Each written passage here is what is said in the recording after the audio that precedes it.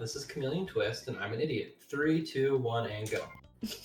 So there are some glitches in this game, um, and they're mostly in this level. So corners in this game are finicky at best, and you like to slide and kind of boost off of them. So I'm going to try to use actually sliding here and then jumping on the exact frame I land, and you'll notice I move slightly faster. It saves a minuscule amount of time, but every time saved is time saved. It's more noticeable off this one if we get it. And I didn't get it. You would see like the top of the screen like unload. It's kind of goofy looking, but that's cool and stuff. So this is Chameleon Twist. We play as a chameleon and we twist. That's all you need to know. You're in 64 platformer. There are so again corners, but of course I've missed literally every boost in the game because I'm bad. But recently, I don't remember the person. I apologize. Recently, someone discovered a huge skip in this level. So there used to be an indoors area that we'd have to go through to get to the boss. Well, the very first room that we go inside, we actually clip back into this door. Do it right, and it takes us directly to the boss. Oh, almost had it. Alright, cool. There, we're at the boss. Skipped like 50 seconds. Saves a little bit of time. So I literally haven't played this in months. I did about 4 runs before doing this. Just now.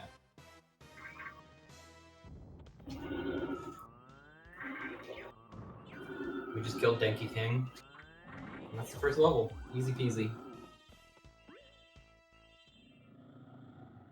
This whole game is platforming and optimization of movement and spinning as soon as your tongue grabs onto the poles that lets you spin. I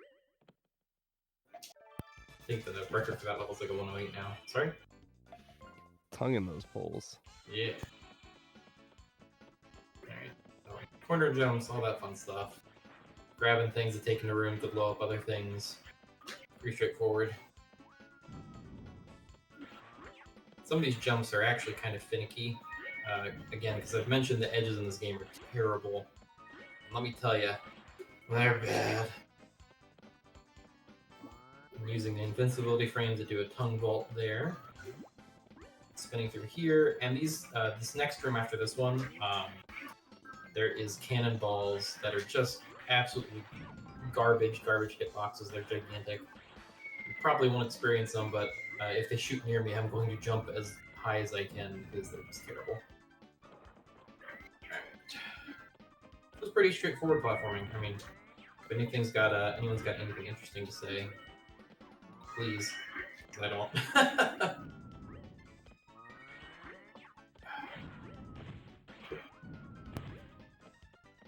How much different is 100%?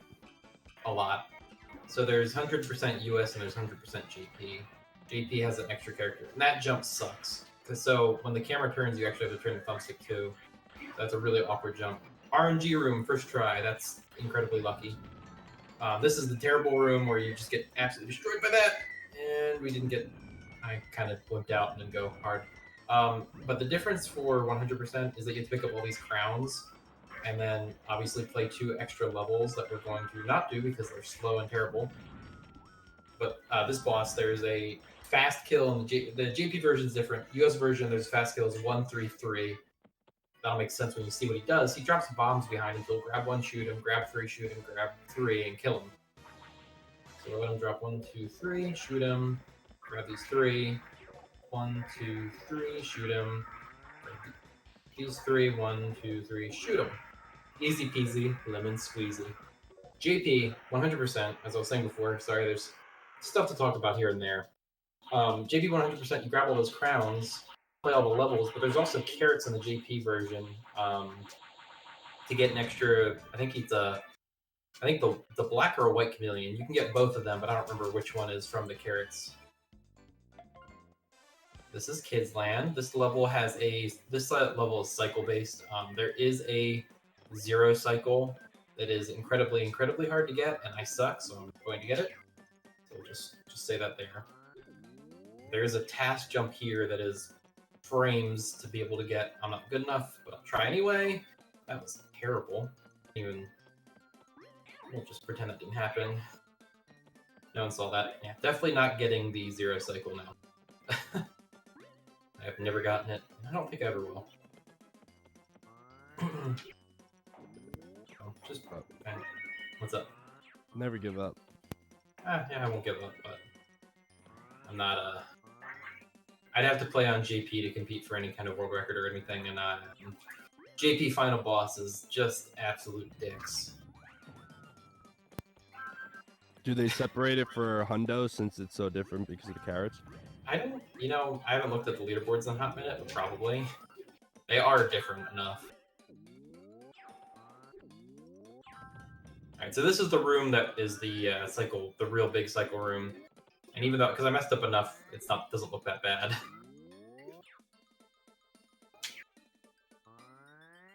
Alright. So this room, you can make these jumps without taking damage. It saves, if you take the hit, it's like a second loss for each hit. I'm just bad. Out of practice.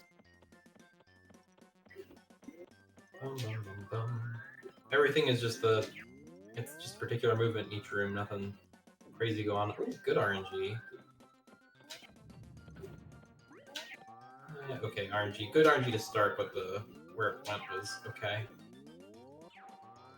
This game's a lot of fun. Would suggest very easy game to pick up. Some of the glitches are hard to master, particularly in the final level. There's the tongue vault, or the custom tongue vault. That's hard to scrap. Oh, that's nice. I haven't messed up this room in a hot minute. You're supposed to be able to shoot this guy. And of course I messed it up.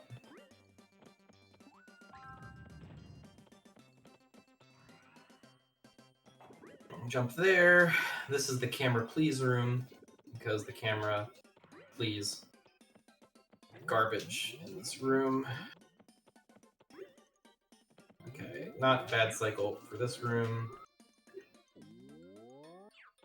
Alright, so there is a glitch for this boss. There's one frame. I didn't get it. Alright, so what we're going to do is we're going to watch this cutscene. I'm going to save and exit the game. I'm going to go into training. I'm going to leave training, and I'm going to load the save. So going into training and leaving training, for whatever reason, sets your just sets your character to be able to move during cutscenes. So if you notice, that boss opened and put 4 individual guys in there, or we're gonna be able to grab 3 of them. Otherwise, he'd spin, shoot some stuff, open, we could grab 1 at a time. Instead, we're gonna grab 3, and he's only gonna spin, shoot, open once. This saves like 40, 50 seconds. You can get all of them at once, but it's a very, very, very, very incredibly tight window. And I am not that good. So that was the normal 3 ant cycle. And the final level, we skip Antland and Sandland because they're just slow and garbage. Final level, nothing really glitchy, just good movement. There's a right path, but it's fairly significantly slower.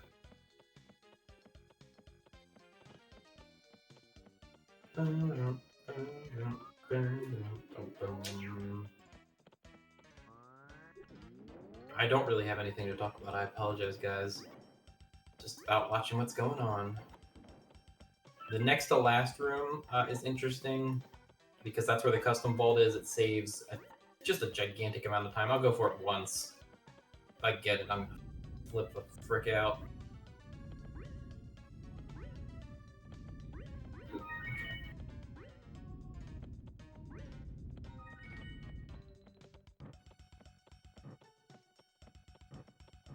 Okay, so we're just getting a lot of these things to take into the next room. We're going to use them for shooting some candles to make platforms appear. Oop, there we go. So we're going to do this.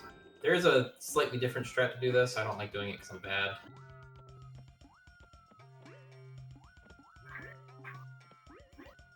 Yeah. Nice, that's great. So this room, you can always skip the last candle and make this jump,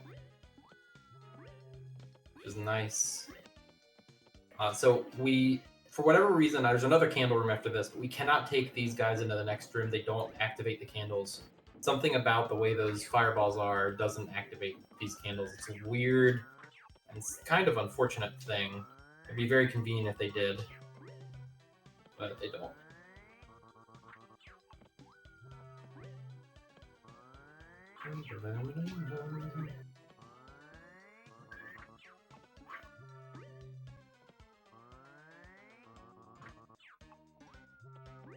Please.